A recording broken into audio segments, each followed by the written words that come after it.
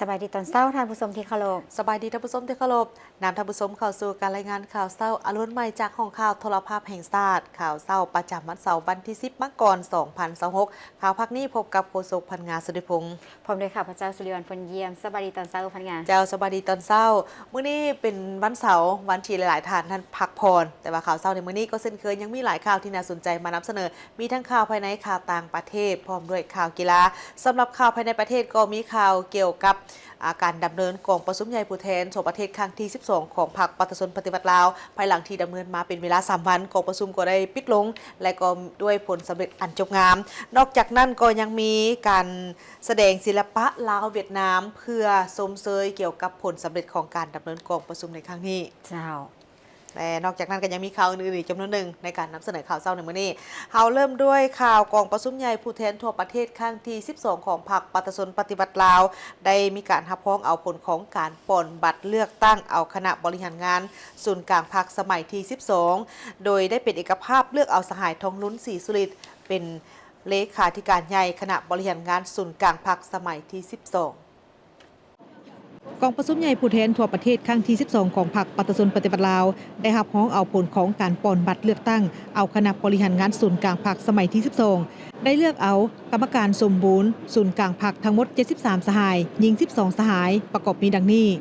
1. สหายทองลุ้นศรีสุริต 2. สหายไซสมพรผู้บิหาร 3. สหายสอนไซศรีพันดร 4. สหายคำพันธ์พรหมทัต 5. สหายกี่แก้วไข่คำพิทูล 6. สหายพลเอกวิไลลาคำฟ้อง 7. สหายนางสีใสหรือเดชมุนโซน 8. สหายเฉลิมใจกรมสิทธิ์ 9. สหายคำพันธ์เผยยวงศ์ 10. สหายอนุภาพตุนาลม 11. สหายทองสลิดมังโนเมฆ 12. สหายนางสุนทรสยจักร 13. สหายนางเวียงทองศรีพันดร 14. สหายกองแก้วไซสงคราม 15. สหายโซนธนูธรรมวงศ์ 16. สหายวิไลวงศ์มุดดาคำ 17. สหายเพชรพรหมพิพักษ์ 18. สหายสันติภาพพรหมวิหาร 19. สหายนางบุญคำบรจิต 20. สหายบัวคงนามวงศ์ 21. สหายนางใบคำคันธิยะ 22. สหายอรุณไซสุนราช 23. สหายนางสวนสวัสดิ์วิยเกต 24. สหายโพไซไซยศร 25. สหายลาวเป่าส่งณวงไซ 26. สหายคำเลียงอุทักไกซอน 27. สหายบุญจบอุบลประเสริฐ 28. สหายคำผอยวรรณสาร 29. สหายเล็กไหลศรีวิไล 30. สหายคำไหลศรีประเสริฐ 31. สหายวันไซพ้องสวรรค์ 32. สหายนักอาลีวงโนบุญธรรม 33. สหายไพวีศรีบริพา 34. สหายผู้วงอุ่นคำแสน 35. สหายบุญจันทร์ศรีวงพันธ์ 36. สหายท้องสวรรค์พรหมวิหาร 37. สหายไซสนะโคตรภูทร 38. สหายอัศพังทองศรีพันดร 39. สหายลีเบอร์ลีโบเป้า 40. สหายนางบุษดีธนเมือง 41. สหายนางปิงคำราชสีมา 42. สหายพลโทวันทองกองมณี 43. สหายดาววงพรแก้ว 44. สหายมาลายทองกรมสิทธิ์ 45. สหายบุญคงหลาดเจียมพร 46. สหายวันศรีกัวมัว 47. สหายวิไลวันบุตรคำ 48. สหายลินคำดวงสวรรค์ 49. สหายเวียกทวิศรเทพจันทร์ 50. สหายมอนไซลาวมัวส่ง 51. สหายนางอัมไพวรเล่าบุญแพง 52. สหายพลจัตวานางลีวงลาวลี 53. สหายพลอยคำฮูบุญยวง 54. สหายพ้นตีสมพรมิตรพร 55. สหายบุญลายบุตรธิ 56. สหายบุญเลื่อมมณีวงศ์ 57. สหายพลจัตวาแป้นคำบุตรจันแพง 58. สหายบุญเหลือพันดานุวงศ์ 59. สหายสันติสุขสิมมาลาวงศ์ 60. สหายทองลีศรีสุริต 61. สหายภูธนุเพชรไซสมบัติ 62. สหายพุทธพันธ์แก้ววงไซ 63. สหายเพ็งนิรันดร์คำพันเพ็ง 64. สหายบุญถึงดวงสวรรค์ 65. สหายพลโทคำกิ่งหุยหล่ามณีวงศ์ 66. สหายพลโทวงศรอินปันพิมพ์ 67. สหายพลโทสายใจกรมสิทธิ์ 68. สหายภาคำอินแสง 69. สหายคำลาวันจันทรวัน 70. สหายนางทุมมาลีวงพจันทร์ 71. สหายสุขคำเพชรเฮืองบุตรศรี 72. สหายพลจัตวาค้อนสวรรค์สมภไซ 73. สหายโพไซไข่คำพิทูลกรรมการศูนย์กลางผักสำฮองมีจำนวน15สหายหญิง1สหาย 1. สหายวารไซเล็งสวัสดิ์ 2. สหายดาวสวรรค์เครือมีไซ 3. สหายมีไซพงเค 4. สหายคำมอนจันทจิต 5. สหายสุริวัตรสุวรรณจุ่มคำ 6. สหายพลจัตวากองสวัสดิ์บุญเลี้ยง 7. สหายจินดาวงศ์โพสีคำ 8. สหายพิไลทองจิตมณี 9. สหายวรรณไซซาตระกูล 10. สหายพลจัตวาสอนไซจัญญาราช 11. สหายธนงไซขุดไพฑูรย์ 12. สหายนางมีนาศรีวิไล 13. สหายบุญทวีสอสุกัน 14. สหายพลจัตวาสุริไซพิจิตร 15. สหายอาคมเดชวงไซกองประชุมได้เป็นเอกภาพเลือกตั้งเอากรมการเมืองศูนย์กลางพรรคประกอบมี 13 สหายหญิง 1 สหายมีดังนี้ 1. สหายทองลุ้นศรีสุริต 2. สหายไซสมพรพวิหาร 3. สหายสอนไซศรีพันดอน 4. สหายคำพันธ์ภูมิทัศน์ 5. สหายกีแก้วไข่คำพิทูล 6. สหายพลเอกวิไลหลักคำฟอง 7. สหายนางสีใสหรือเด็ดมุนซอน 8. สหายเฉลิมไซกรมสิทธิ์ 9. สหายคำพันธ์เผยยวงศ์ 10. สหายทองสลิดบางนอเมฆ 11. สหายเพชรพรหมพิพักษ์ 12. สหายพลโทคำเลี้ยงอุทาไกรสอน 13. สหายวันไซพ้องสวรรค์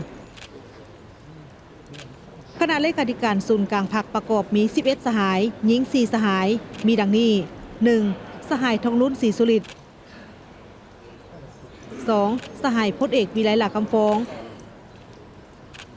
3. สหายนางสีใสหรือเด็ดมุนซอน 4. สหายเพชรพรหมพิพักษ์ 5. สหายวันไซพ้องสวรรค์ 6. สหายอนุภาพตุนาลม 7. สหายนางสุนทรสยจักร 8. สหายนางเวียงทองศรีพันดอน 9. สหายนางบุญคาบรจิต 10. สหายพลโทวันทองกองมณี 11. สหายพลโทวงศรอินปานพิมพ์กองประชุมข้างปฐุมฤกษ์ของคณะบริหารงานศูนย์กลางพรรคครั้งที่ 12 ได้เป็นเอกสารอย่างสมบูรณ์เลือกตั้งเอาสหายทองลุ้นศรีสุริตเป็นเลขาธิการใหญ่คณะบริหารงานศูนย์กลางพรรคสมัยที่ 12 สหายพลเอกวิไลหลักคำฟองเป็นผู้ประจำการคณะเลขาธิการศูนย์กลางพรรคเลือกเอาสหายบันไซพ้องสวรรค์เป็นประธานคณะกวดกาศูนย์กลางพรรคเลือกเอารองประธานคณะกวดกาศูนย์กลางพรรค6 สหายประกอบมีดังนี้ 1. สหายคำไหลศรีประเสริฐ 2. สหายนางปิงคำลาสสีมา 3. สหายสุขคำเพชรเฮืองบุตรศรี 4. สหายคำสุขอ่อยยวงศ์ 5. สหายส้มซืนใส่เกยยาจงตัว 6. สหายกงใจวีรศักดิ์กองประชุมใหญ่ผู้แทนทั่วประเทศสมัยที่ 12 ของพรรคประชาชนปฏิวัติลาวได้อัดลงอย่างเป็นทางการ และประสบผลสำเร็จอย่างสมบูรณ์ภายหลังดำเนินมาเป็นเวลา 3 วันที่หอประชุมแห่งชาตินครหลวงเวียงจันทน์กองประชุมใหญ่ผู้แทนทั่วประเทศครั้งที่ 12 ของพรรคประชาชนปฏิวัติลาวได้ดำเนินอย่างเป็นทางการแต่วันที่ 6 ถึงวันที่ 8 มังกร 2026 นี้ที่นครหลวงเวียงจันทน์ภายใต้ขบวนยกสูงบทบาทการนำพาที่เข้มแข็งของพรรคตั้งหน้าสร้างเศรษฐกิจเอกราชเป็นเจ้าตนเองสืบต่อบูรณะระบอบประชาธิปไตยประชาชนให้นักแน่นก้าวขึ้นสู่สังคมนิยมกองประชุมครั้งนี้มีผู้แทนสมบูรณ์เข้าร่วมทั้งหมด835 สหายหญิง123 สหายเป็นตัวแทนให้แก่สมาชิกพรรคทั้งหมดในทั่วประเทศ 421,865 สหายพร้อมทั้งแขกถึกเชิญเข้าร่วม391 สหายกองประชุมใหญ่ได้ดำเนินภายใต้บรรยากาศแห่งความสามัคคีเป็นเอกภาพความฟดฟื้นปฏิบัติและด้วยความรับผิดชอบการเมืองอันสูงส่งของผู้แทนกองประชุมใหญ่เคียงคู่กับความสนใจและการติดตามอย่างใกล้ชิดของทั่วสังคมกองประชุมใหญ่ได้ค้นคว้าตกลงรับร้องเอาปัญหาสำคัญของพรรคและของชาติด้วยความเป็นเอกภาพสูงโดยได้พิจารณาและรับร้องเอาโครงการการเมืองของพรรคฉบับที่ 3 เกี่ยวกับการบูรณะระบอบประชาธิปไตยประชาชนก้าวขึ้นสู่สังคมนิยมซึ่งเป็นเอกสารสำคัญแม่นทฤษฎีปฏิบัติของพรรคเป็นทวนไฟยังทางให้แก่พรรคและทั่วปวงชนในภารกิจปกปักรักษาและพัฒนาประเทศชาติโครงการการเมืองเป็นขีดหมายสำคัญประวัติศาสตร์ส่องแสงให้เห็นอย่างมีชีวิตชีวาถึงการเติบใหญ่ขยายตัวของพรรคเฮาตลอดระยะ70 ปีแห่งการนำพาภารกิจต่อสู่กู้ชาตินำพาภารกิจปกปักรักษาและพัฒนาประเทศชาติก็คือนำพาภารกิจเปลี่ยนแปลงใหม่พร้อมกันนั้นก็ยกให้เห็นถึง6บทเรียนที่มีลักษณะกฎเกณฑ์ของการปฏิบัติลาวโครงการการเมืองฉบับนี้กำหนดจุดหมายและบาทก้าวเดินที่เป็นพื้นฐานให้แก่การสร้างบาทเดียวที่แข็งแรงทั้งเป็นยุทธศาสตร์และวิสัยทัศน์ของพรรคในภารกิจการบูรณะระบอบประชาธิปไตยประชาชนก้าวขึ้นสู่สังคมนิยมฮอดปี 2055 วันสั่งตั้งพรรคครบรอบ100 ปีสู่ซนสร้างประเทศเฮาเป็นประเทศกำลังพัฒนาที่มีรายรับปานกลางสูงยับเข้าใกล้ประเทศที่มีรายรับสูงมีระบบการเมืองที่เข้มแข็งมีพื้นฐานเศรษฐกิจที่ทันสมัยกำลังการผลิตได้รับการพัฒนารอบด้านโดยมีการพัวพันการผลิตที่สอดคล้องและก้าวหน้าชีวิตการเป็นอยู่ของประชาชนบรรดาเผ่ามีพื้นฐานอันนักแน่นก้าวขึ้นสู่ความอิ่มหนำสำราญเพื่อบรรลุจุดหมายดังกล่าวโครงการการเมืองได้กำหนดเอา11เนื้อในพื้นฐานของการบูรณะระบอบประชาธิปไตยประชาชนก้าวขึ้นสู่สังคมนิยมกองประชุมใหญ่ได้พิจารณาและเป็นเอกภาพสูงรับร้องเอารายงานการเมืองที่ได้ตีราคาอย่างลึกซึ้งต่อหมากผลแห่งการจัดตั้งปฏิบัติมติกองประชุมใหญ่ครั้งที่11ใน5 ปีที่ผ่านมาภายใต้การนำพาซี่น้ำของคณะบริหารงานส่วนกลางพรรคประเทศของพวกเขาสามารถผ่านผ่าความยุ่งยากและแก้ไขปัญหาที่เกิดขึ้นได้โดยพื้นฐานเศรษฐกิจสังคมรักษาทวงทาเติบโตต่อเนื่องเศรษฐกิจมหาภาคมีเสถียรภาพสามารถควบคุมได้ภัยเงินเฟ้อการดุลเดียงทางด้านเศรษฐกิจฟื้นตัวและมีพื้นฐานที่ดีขึ้นปัญหาเคียงห้อนทางด้านเศรษฐกิจการเงินได้รับการแก้ไขและผ่อนคลายลงเทื่อละก้าวเพื่อสืบต่อยู่แหงภารกิจบูรณะระบอบประชาธิปไตยประชาชนให้นักแน่นก้าวขึ้นสู่สังคมนิยมกองประชุมใหญ่ได้วางทิศทางเพื่อพันขยายเนื้อในของโครงการการเมืองของพรรคฉบับที่ 3ให้เป็นระบบต่อเนื่องนักแน่นวางทิศทางระยะแต่ปี 2016 ถึง 2035 สร้างบรรดาปฐมปัจจัยที่ยู่แหงการบูรณะระบอบประชาธิปไตยประชาชนให้ได้รับการยกระดับขึ้นอย่างนักแน่นมีความสามัคคีทั่วปวงชนรับประกันเสถียรภาพทางด้านการเมืองและความเป็นระเบียบเรียบร้อยในสังคมอำนาจอธิปไตยแห่งชาติได้รับการปกปักรักษาไว้ได้อย่างมั่นคงพัฒนาเศรษฐกิจสังคมตามทิศสีเขียวและยืนยงเศรษฐกิจมหาภาคมีเสถียรภาพซุ่มใส่สร้างเศรษฐกิจเอกราชเป็นเจ้าตนเองให้เข้มแข็งประเทศชาติหลุดพ้นออกจากสถานภาพประเทศด้อยพัฒนารับประกันความมั่นคงกองประชุมใหญ่ได้รับพ้องเอา11โครงเขตเรียกงานที่มีความนักแน่นเข้มแข็งกองประชุมใหญ่ได้เลือกตั้งคณะบริหารงานศูนย์กลางพรรคสมัยที่ 12ประกอบด้วยกรรมการสมบูรณ์จำนวน73สหายและกรรมการสำรองจำนวน15สหายเพื่อเป็นแกนสารแห่งความสามัคคีและสติปัญญาของพรรคเขาที่นำพาทั่วพรรคทั่วรัฐทั่วกำลังประกอบอาวุธและปวงชนลาวทั้งชาติพันขยายและจัดตั้งปฏิบัติมติกองประชุมใหญ่ครั้งที่ 12ของพรรคให้มีผลสำเร็จตัวจริงกองประชุมครบคณะครั้งปฐมฤกษ์ของคณะบริหารงานศูนย์กลางพรรคสมัยที่ 12ได้เป็นเอกภาพเลือกตั้งเอากรรมการกรมการเมืองศูนย์กลางพรรคจำนวน13สหายได้เลือกเอากรรมการคณะเลขาธิการศูนย์กลางพรรคจำนวน11สหายกองประชุมได้เป็นเอกภาพสูงเลือกเอาสหายทองลุ้นศรีสุริตเป็นเลขาธิการใหญ่คณะบริหารงานศูนย์กลางพรรคอีกวาระหนึ่งได้เลือกเอาสหายพลเอกวิไลหลาคำฟ้องเป็นผู้ประจำการคณะเลขาธิการศูนย์กลางพรรคได้เลือกเอาสหายวันไซพ้องสวรรค์เป็นประธานกฎกาและรองประธานกฎกาจำนวน6สหายในพิธีอัดกองประชุมสหายทองลุ้นศรีสุริตเลขาธิการใหญ่คณะบริหารงานศูนย์กลางพรรคประธานประเทศได้ซี่น้ำให้บรรดาคณะพรรคและสมาชิกพรรคทั่วประเทศพร้อมใจกันพันขยายมติของกองประชุมให้เป็นผลปฏิบัติอย่างเป็นจริงเพื่อสร้างประเทศชาติให้เจริญรุ่งเรืองและนำพาประเทศก้าวขึ้นสู่สังคมนิยมตามเป้าหมายที่วางไว้บรรดาสหายที่นับถือฮักแพนทั้งหลายก กองประชุมใหญ่ผู้แทนทั่วประเทศครั้งที่12ของพรรคเฮาได้สำเร็จลงอย่างจบงามแล้ว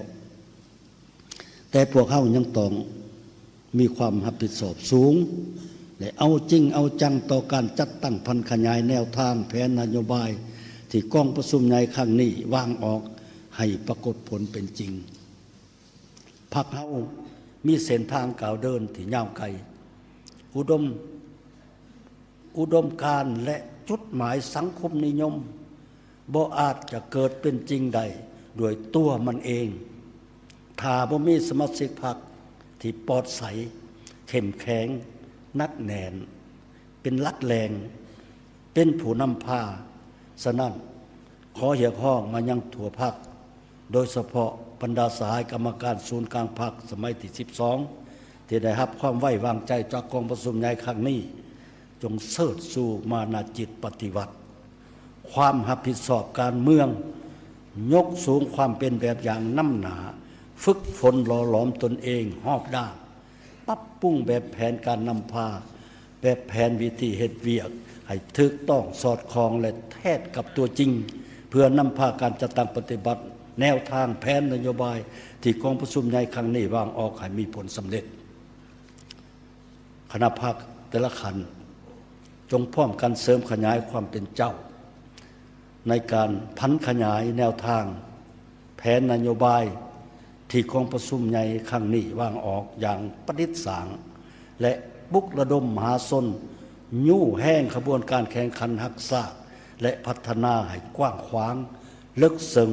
และต่อเนื่องเพื่อเล็งใช้สร้างการแข่งขันและการสร้างกำลังแห้งให้แก่การพัฒนาประเทศชาติในสุมปีต่อหน้าสหายเลขาธิการใหญ่ยังได้เรียกร้องมายังคณะพรรคทุกขั้นสมาชิกพรรคพนักงานนักรบประชาชนลาวบรรดาเผ่าบรรดาสั้นคนและพี่น้องเสื้อชาติลาวผู้รักชาติที่ดำรงชีวิตและทำมาหากินอยู่ต่างประเทศจงเสิร์ชสู่น้ำใจรักชาติเสริมขยายมานาจิตปฏิบัติบากบั่นสูมใส่การปฏิบัติหน้าที่และทำมาหากินสร้างสา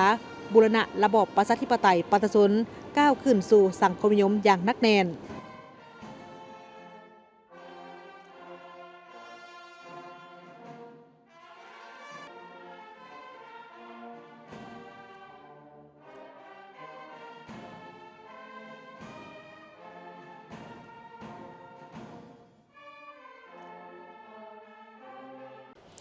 ภายหลังที่ดำเนินกองประชุมใหญ่ผู้แทนทั่วประเทศครั้งที่12ของพรรคประชาชนปฏิวัติลาวอย่างเป็นทางการนับแต่วันที่6ถึงวันที่8มังกร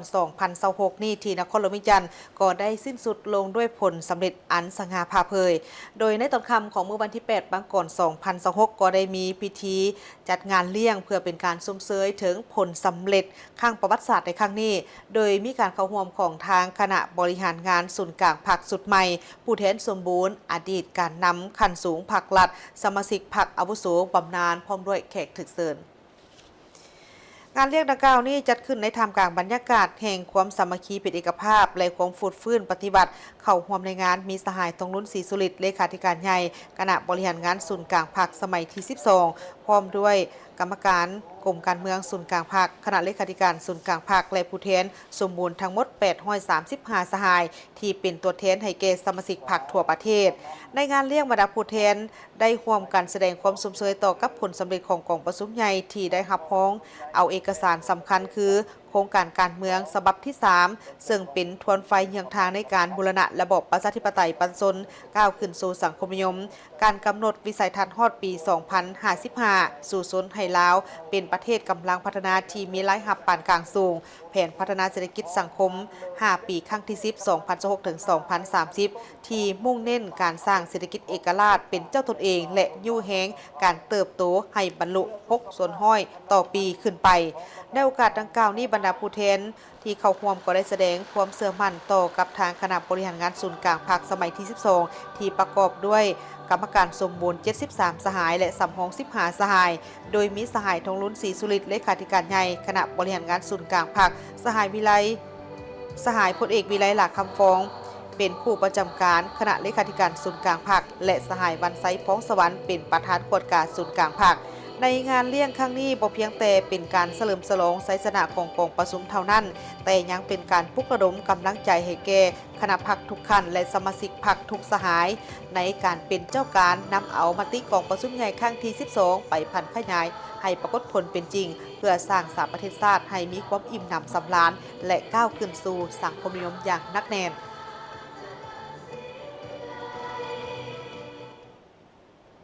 เลขาธิการใหญ่คณะบริหารงานศูนย์กลางภาคประชาชนปฏิวัติลาวต้อนรับการเข้าเยี่ยมคำนับและสมเสยของผู้ต่างหน้าพิเศษของศูนย์กลางพรรคคอมมิวนิสต์เวียดนาม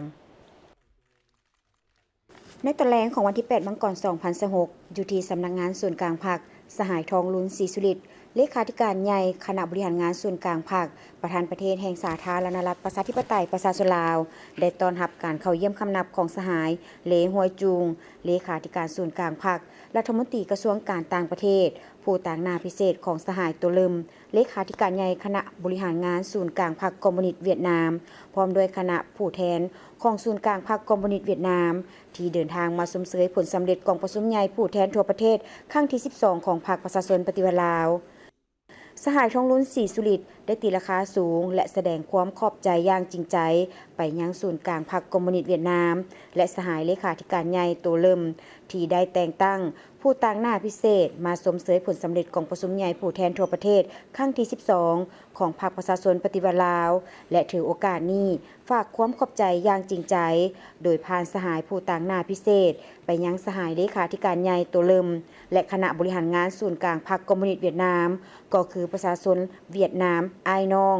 ที่ได้ทรงสารอวยพรสมเสยและให้การสนับสนุนช่วยเหลือกองประชุมใหญ่ในครั้งนี้จนได้รับผลสำเร็จอย่างจบงามการมาอวยพรและสมเสยผลสำเร็จกองประชุมใหญ่ของคณะถือเป็นคณะผู้แทนต่างประเทศทำอิฐซึ่งเป็นการแสดงให้เห็นถึงความเอาใจใส่และถือสำคัญของพรรคคอมมิวนิสต์เวียดนามและประชาชนเวียดนามอ้ายน้องที่มีต่อพรรคและประชาชนลาวบรรดาเผ่าก็คือต่อสายพัวพันมิตรภาพอันยิ่งใหญ่ความสามัคคีพิเศษการร่วมมือรอบด้านและหุ้นส่วนยุทธศาสตร์ระหว่าง2พรรค2รัฐและประชาชน2ชาติลาวเวียดนาม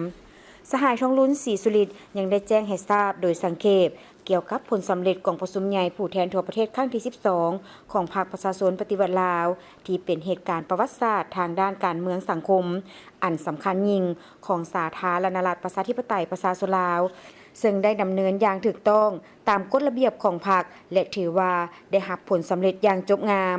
ในนั้นบรรดาเอกสารสำคัญของกองประชุมได้ถูกรับรองเอาอย่างมีความเป็นเอกภาพสูง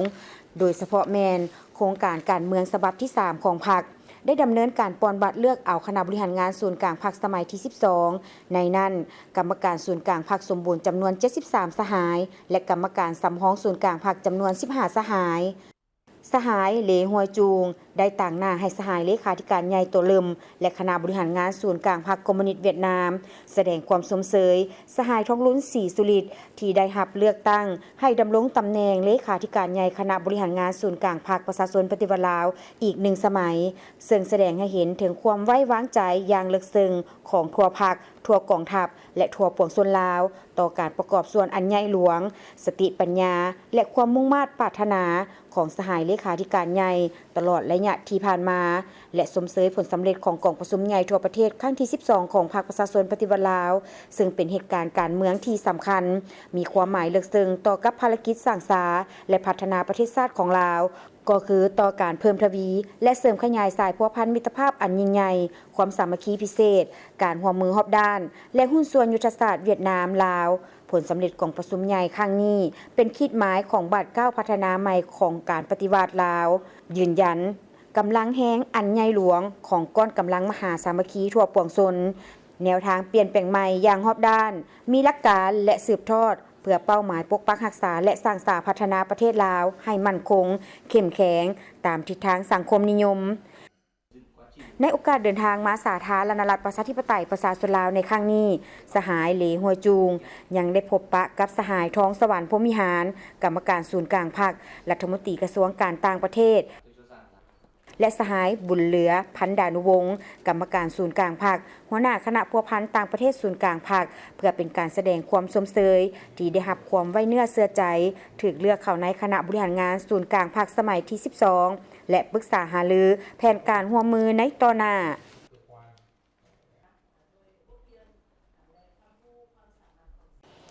านทูตจีนได้เข้าเยี่ยมคำนับสหายเลขาธิการใหญ่คณะบริหารงานศูนย์กลางพรรคประชาชนปฏิวัติลาวสมัยที่ 12ในตอนแรกของวันที่ 8 มังกร 2026 ที่สำนักงานห้องว่าการศูนย์กลางพรรคสหายทองลุ้นศรีสุริตเลขาธิการใหญ่คณะบริหารงานศูนย์กลางพรรคประชาชนปฏิวัติลาวสมัยที่ 12 ประธานประเทศได้ต้อนรับการเข้าเยี่ยมคำนับของสหายนางฟางหงเอกอัครราชทูตวิสามัญผู้มีอำนาจเต็มแห่งสาธารณรัฐประชาชนจีนประจำสาธารณรัฐประชาธิปไตยประชาชนลาวเพื่อมอบโทรเลขสมเสยจากสหายสีจินผิงเลขาธิการใหญ่คณะบริหารงานศูนย์กลางพรรคคอมมิวนิสต์จีนประธานประเทศแห่งสาธารณรัฐประชาชนจีนถึงสหายทองลุ้นศรีสุริตในโอกาสสำเร็จของประชุมใหญ่ครั้งที่ 12 ของพรรคและได้รับเลือกตั้งเป็นเลขาธิการใหญ่พรรคประชาชนปฏิวัติลาวในกองประชุมดังกล่าวสหายทองลุ้นศรีสุริตได้แสดงความขอบใจต่อสหายทูตที่ได้นำเอาโทรเลขดังกล่าวมามอบให้อย่างทันการและตีราคาสูงต่อโทรเลขสมเสยของสหายเลขาธิการใหญ่สีจิ้นผิงต่อผลสำเร็จของกองประชุมใหญ่ครั้งที่ 12 ของพรรคประชาชนปฏิวัติลาวได้แจ้งผลสำเร็จของกองประชุมใหญ่ครั้งที่ 12 ของพรรคประชาชนปฏิวัติลาวให้ทูตจีนทราบและขอบใจพรรคคอมมิวนิสต์จีนที่ให้การสนับสนุนและช่วยเหลือพรรคประชาชนปฏิวัติลาวมาโดยตลอดรวมทั้งการกะเกี่ยมกองประชุมใหญ่ครั้งที่ 12 คณะบริหารงานศูนย์กลางพรรคประชาชนปฏิวัติลาวจะยึดมั่นสนับสนุนอย่างเสมอต้นเสมอปลายต่อหลักการประเทศจีนเดียวสนับสนุนสหายจีนในการรักษาผลประโยชน์ที่เป็นแกนกลางของตนโดยเฉพาะปัญหาไต้หวันซินเจียงเขตบริหารพิเศษฮ่องกงประกอบส่วนอย่างตั้งหน้าเข้าร่วมการจัดตั้งปฏิบัติบรรดาข้อริเริ่มที่สหายจีนเสนอออกต่อประชาคมโลกยินดีร่วมกับสหายเลขาธิการใหญ่สีจิ้นผิงเพิ่มทวีการนำพาซี่นำทางด้านการเมืองและยุทธศาสตร์ต่อการพัวพันร่วมมือระหว่าง2 พรรค 2 รัฐลาวจีนเพื่อเสริมขยายมิตรภาพอันเป็นมูลเสื้อ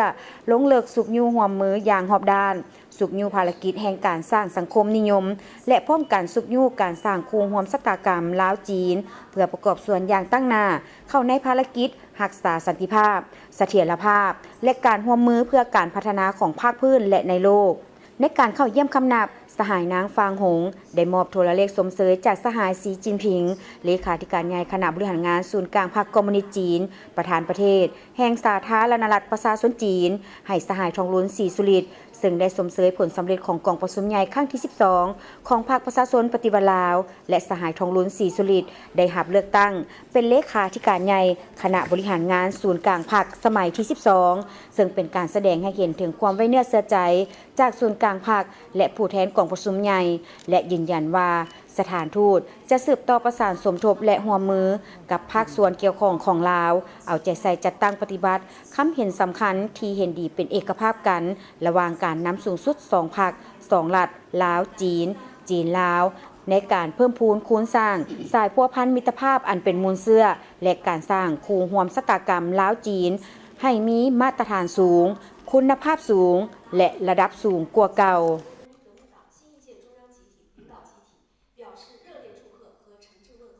คณะบริหารงานศูนย์กลางพรรคสมัยที่ 12 วางกระตาดอกไม้ต่อหน้ารูปปั้นรอประธานไก่สอนพรหมวิหารในโอกาสสำเร็จการดำเนินกองประชุมใหญ่ผู้แทนทั่วประเทศครั้งที่ 12 ของพรรคประชาชนปฏิวัติลาว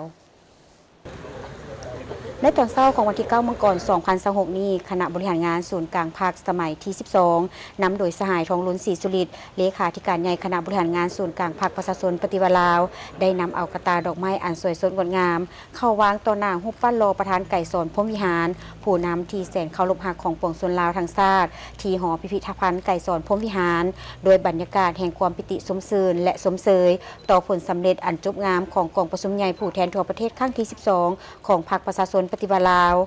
การวางกระตาดอกไม้ในครั้งนี้ก็เพื่อเป็นการเคารพรักแสดงความรู้กตัญญูบุญคุณ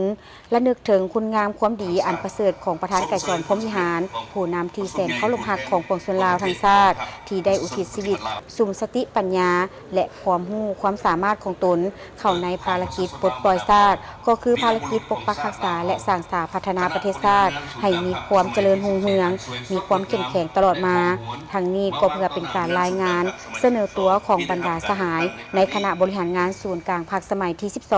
ที่ได้รับเลือกตั้งและจะปฏิบัติหน้าที่ในการปกปักรักษาและสร้างสรรค์พัฒนาประเทศชาติในอีก1 วาระ 5 ปีต่อหน้า เชิญครับ องค์คณะภาคและชาวนครหลวงเวียงจันทร์ได้ร่วมสุมนุมใหญ่เพื่อชมเชยผลสำเร็จกองประชุมใหญ่ผู้แทนทั่วประเทศครั้งที่ 12 ของพรรคประชาชนปฏิวัติลาว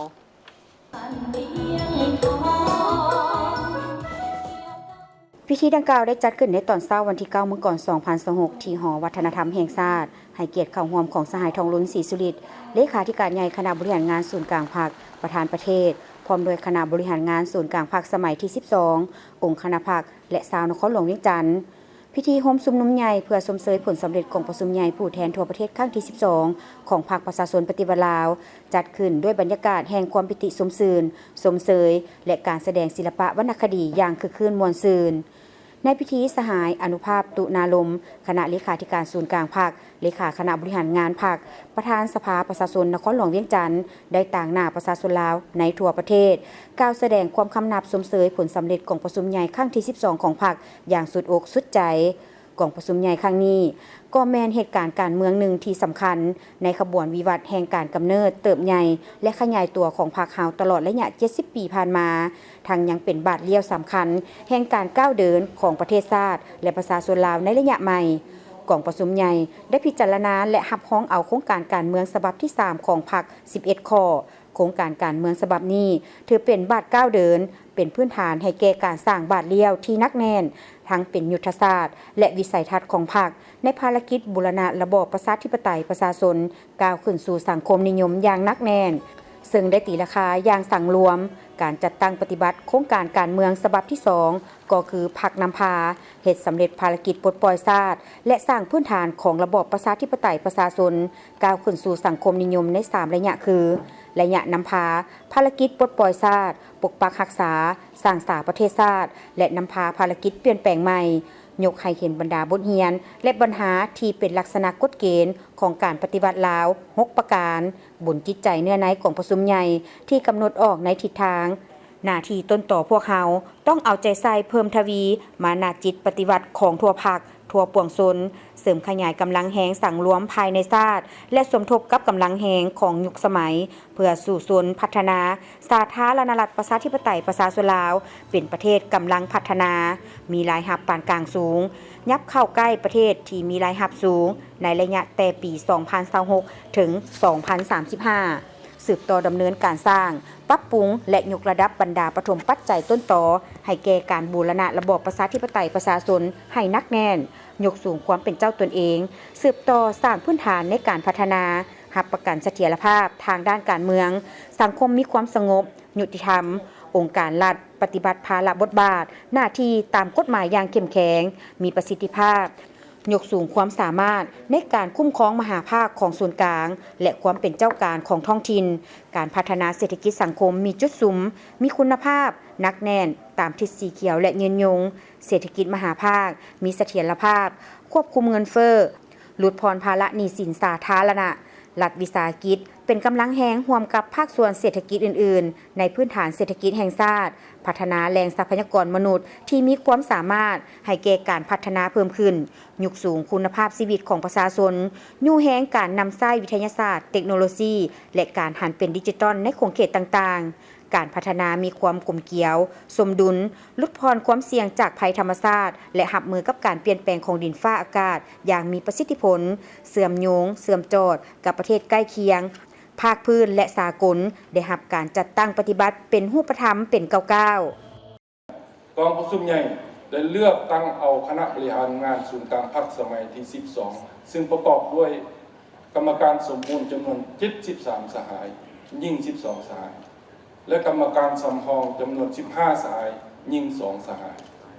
กรรมการกรมการเมืองศูนย์กลางพรรคจำนวน13สหายยิ่ง1สหายเลขาธิการศูนย์กลางพรรคจำนวน11สหายยิ่ง4สหายกองประชุมใหญ่ได้เป็นเอกภาพสูงเลือกเอาสหายทองรุ่นศรีสุริตเลขาธิการใหญ่คณะบริหารงานศูนย์กลางพรรคได้เลือกเอาสหายวันไซพองสวรรค์เป็นประธานคณะกวดกาและรองประธานคณะกวดกาศูนย์กลางพรรคจำนวน6สหายเพื่อเป็นแกนสารนำพาทั่วพรรคทั่วรัฐทั่วกำลังประกอบอาวุธและทั่วปวงชนลาวทั้งชาติจัดตั้งปฏิบัติมติกองประชุมใหญ่ครั้งที่ 12 ของพรรคให้ปรากฏผลเป็นจริง พวกเราขอแสดงความสนับสนุนและส่งเสริมอย่างสุดอกสุดใจ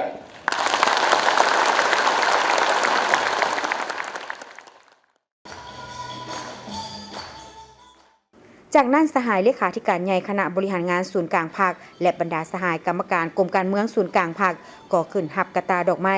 จากองค์คณะพรรคนครหลวงเวียงจันทน์เพื่อแสดงความสมเสย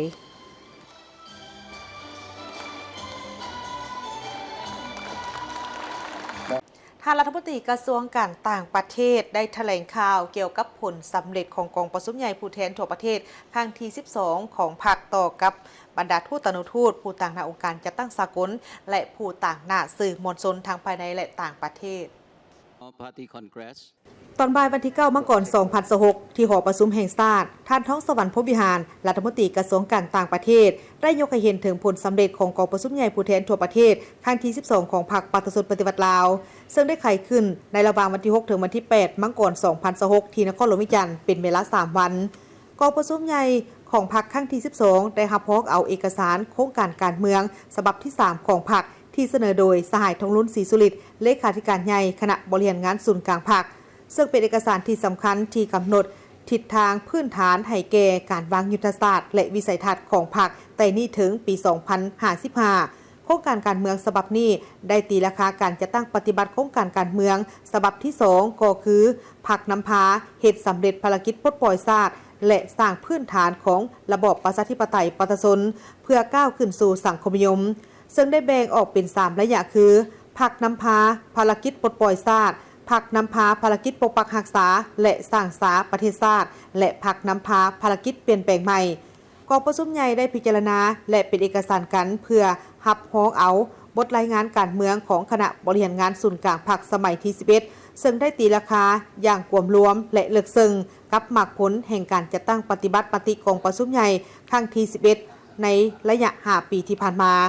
กองประชุมใหญ่ครั้งที่ 12 ของพรรคเป็นเหตุการณ์ทางด้านการเมืองสังคมอันสำคัญยิ่งของสาธารณรัฐประชาธิปไตยประชาชนลาวและได้ดำเนินอย่างถูกต้องตามกฎระเบียบของพรรคภายใต้บรรยากาศสร้างสรรค์ฟุดฟื้นมีความรับผิดชอบสูงและสิ้นสุดลงด้วยผลสำเร็จอันจบงาม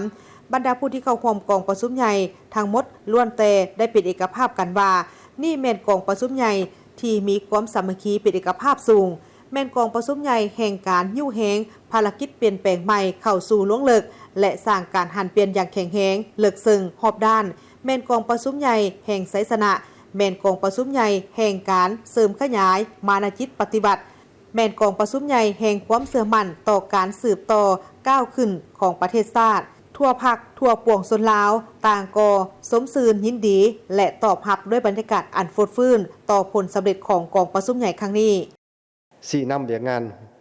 ร่วมมือกับต่างประเทศคือสืบต่อพัวพันร่วมมือกับต่างประเทศแบบหลายทิศหลายฝ่ายหลายรูปแบบและหลายระดับบนพื้นฐานเคารพเอกราชอำนาจอธิปไตยซึ่งกันและกันต่างฝ่ายต่างมีผลประโยชน์สร้างสภาพแวดล้อมสากลที่เอื้ออำนวยให้แก่การปฏิบัติ2 หน้าที่ยุทธศาสตร์ถือเอาการสร้างความเข้มแข็งความเป็นเจ้าตนเองสมทบกับการหยาดแยงกำลังแห้งของยุคสมัยเข้าในการพัฒนายกระดับขีดความสามารถแข่งขันและการเชื่อมโยงกับสากลอย่างเป็นเจ้าการในการต่างประเทศพวกเราจะสืบต่อยึดมั่นและสนับสนุนการร่วมมือหลายฝ่ายเคารพกฎบัตรสหประชาชาติและสนับสนุนการแก้ไขข้อขัดแย้งโดยสันติวิธีเปิดกว้างการพัวพันกับบรรดาพรรคการเมืองและขบวนการก้าวหน้าในโลกปฏิบัติอย่างเข้มงวดหลักการรวมศูนย์เป็นเอกภาพในเวียกงานการต่างประเทศเพื่อปรับปรุงกลไกสีนำและเคลื่อนไหวเวียกงานต่างประเทศให้ว่องไวและทันการผลสำเร็จของประชุมใหญ่ครั้งนี้ได้มีพรรคการเมืองต่างประเทศจำนวน 47 พรรคส่งโทรเลขอวยพรกองประชุมใหญ่ผู้แทนทั่วประเทศครั้งที่ 12 ของพรรคประชาชนปฏิวัติลาวจากประเทศสาธารณรัฐสังคมนิยมเวียดนามสาธารณรัฐประชาชนจีนสาธารณรัฐประชาชนประชาธิปไตยเกาหลีกูบากัมพูเชียรัสเซียมองโกลีโปรตุเกสอาเซกไบซานเยอรมันอูเครนออสเตรเลียเบลารุซีนิการากัวเกรกเอสปายเปรูกาซัคสถานอินเดียอังกฤษฮังการีนอร์เวย์ไซปรัสฝรั่งญี่ปุ่นเดนมาร์กอิรักอเมริกาอิรัก แซกบีเม็กซิกไทยสวิสอิตาลีศรีลังกาบราซิลซีเลสวิตเซอร์แลนด์และคาดว่ายังจะมีอีกหลายๆพรรคตื่มอีก หลายภาคส่วนได้เข้าแสดงความสมเสยยินดีต่อสหายคำพันธ์เผยยวงศ์ที่ได้ถือหับเลือกตั้งเป็นคณะบริหารงานศูนย์กลางพรรคสมัยที่ 12 และเป็นหนึ่งใน 13 สหายที่ได้ถือหับเลือกเป็นกรรมการกรมการเมืองศูนย์กลางพรรคในตอนเช้าของวันที่ 9 มังกร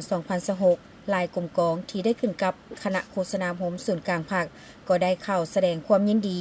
สมเสยที่สหายคำพันธ์เผยยวงศ์ที่ได้ถึงหับเลือกตั้งเป็นคณะบริหารงานศูนย์กลางพรรคสมัยที่ 12 และเป็นหนึ่งใน 13 สหายที่ได้ถึงหับเลือกเป็นกรรมการกรมการเมืองศูนย์กลางพรรคอย่างสมเกียรติโอกาสนี้สหายลาวเปาทรงนวงศ์ไสกรรมการศูนย์กลางพรรครองหัวหน้าคณะโฆษณาโฮมศูนย์กลางพรรคได้ต่างหน้าคณะกล่าวแสดงความยินดีและสมเสยอย่างสุดใจที่สหายคำพันธ์เผยยวงศ์ได้หับเลือกตั้งในครั้งนี้แสดงให้เห็นถึงผลงานความรู้ความสามารถและคุณสมบัติศีลธรรมปฏิบัติมีความรับผิดชอบและความอุทิศแห่งกายแห่งใจของสหายต่อการปฏิบัติหน้าที่เพื่อรับใช้พรรคและประเทศชาติอย่างต่อเนื่อง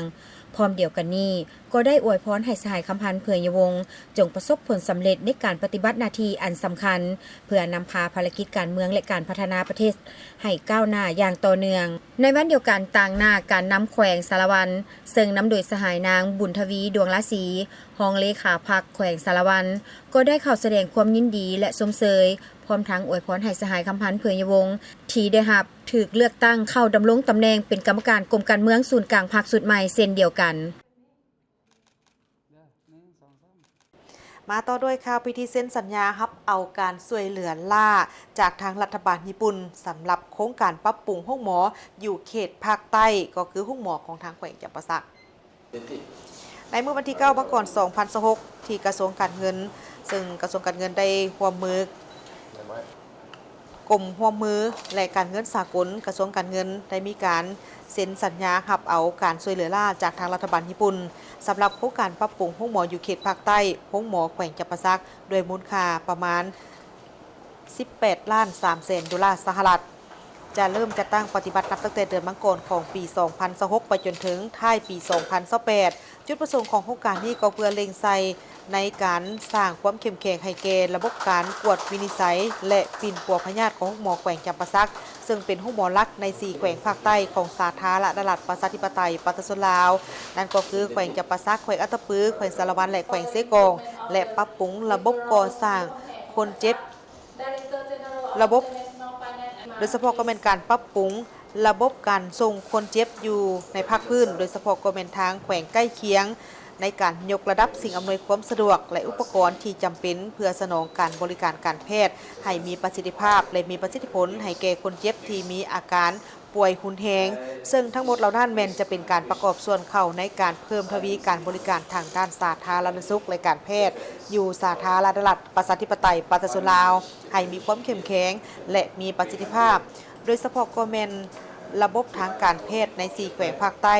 โดยปฏิบัติตามการอนุมัติของรัฐบาลซึ่งจะได้มีพิธีซึ่งได้จัดให้มีการร่วมลงนามของทั้งสองฝ่ายซึ่งต่างหน้าในพิธีลงนามสัญญาร่วมมือต่างนายแก่รัฐบาลสาธารณรัฐประชาธิปไตยประชาชนลาวโดยแม่นทานปริญญาเอกวงคำแหงวงทจักร